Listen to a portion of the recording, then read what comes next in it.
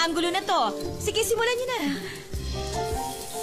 Nikki, Teka sandali, teka kasi may sasabihin lang ako sa inyo. bakit wala pa si Jeric hanggang ngayon? Nasaan na siya? Asikasuhin mo muna yung mga matatanda.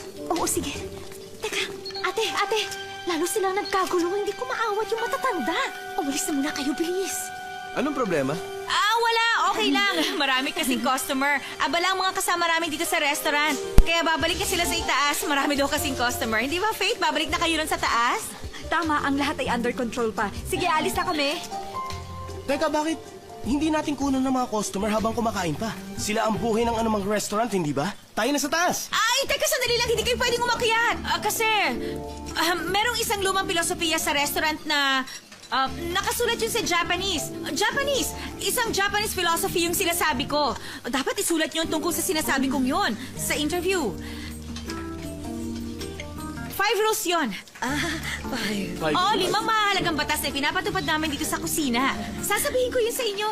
Sige na. Sige lang. Dito tayo. Ipapakita ko sa inyo.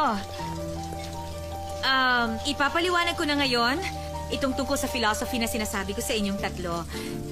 Ito yung 5 rules. Tungkol sa... Alam nyo, konektado ito sa 5... Buhay ko ang babaeng yon. Okay, sige.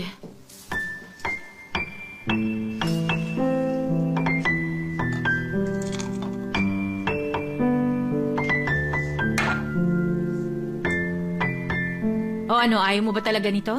Hindi na, thank you na lang. Sige, ikaw ang bahala.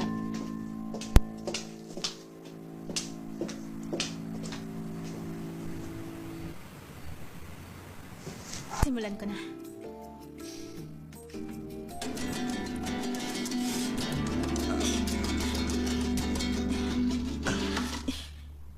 Hindi mo kailangan magmadali at saka ayoko rin sanang gulpihin mo ng husto ang gitara ko, okay?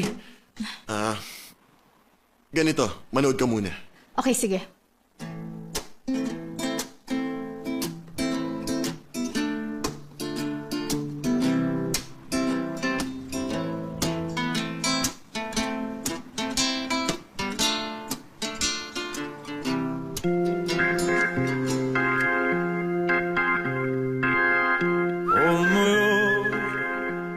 Indihan ko po kayo. Totoo po yun. Pero may iba pong customer dito sa restaurant. Hindi lamang po kayo.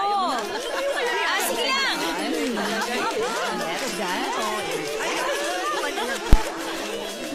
Bakit ang gulo-gulo na? Hindi ko alam.